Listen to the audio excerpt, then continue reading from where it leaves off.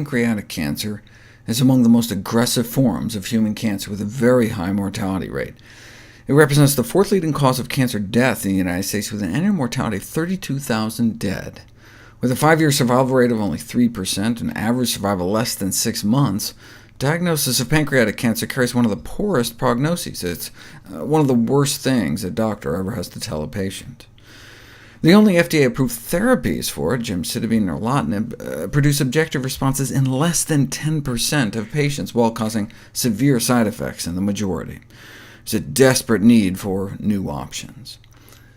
Clinical research to test new treatments are split up into phases. Phase 1 trials are just to make sure the treatment is safe, to see how much you can give someone before it becomes toxic.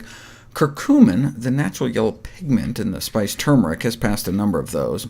In fact, there's so little toxicity, the dosing was limited only by the number of pills that patients were willing to swallow. Phase 2 is to see if it actually has any effect, and it did in 2 of the 21 advanced pancreatic cancer patients that were evaluated, one of whom had a 73% tumor reduction. This is what we'd like to see, before and after. Unfortunately, the effect was short-lived. This lesion remained small, but apparently a curcumin-resistant tumor clone emerged, whereas the other patient showed a slow improvement over a year, stable disease for over 18 months. In fact, the only time their cancer markers bumped up was during a brief 3-week stint where the curcumin was stopped. So it does seem to help some patients with pancreatic cancer, and most importantly, what's the downside? Right? No curcumin-related toxic effects, up to doses of 8 grams a day. What happens after 8? We don't know, because no one was willing to take that many pills. They were willing to go on one of the nastiest chemotherapy regimens on the planet, but didn't want to be inconvenienced with swallowing a lot of capsules. Anyway, the only surefire way to beat pancreatic cancer is to prevent it in the first place. In 2010, I profiled this study, the largest such study in history, which found that dietary fat of animal origin was associated with increased pancreatic cancer risk.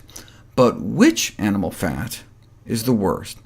Well, the second largest study has since chimed in to help answer that question. Poultry was the worst. The first finding of its kind, 72% increased risk of pancreatic cancer for every 50 grams of daily poultry consumption. That's just like a quarter of a chicken breast. The reason white meat came out worse than red may be because of the cooked meat carcinogens in chicken, the heterocyclic amines that build up in grilled and baked chicken. These mutagenic chemicals have been associated with a doubling of pancreatic cancer risk.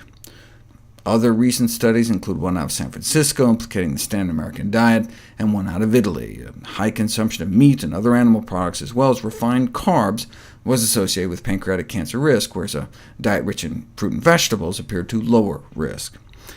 Eating meat may increase risk, whereas eating fake meat has been found associated with significantly less risk. Those who eat plant-based meats like veggie burgers and veggie dogs 3 or more times a week had less than half the risk of fatal pancreatic cancer.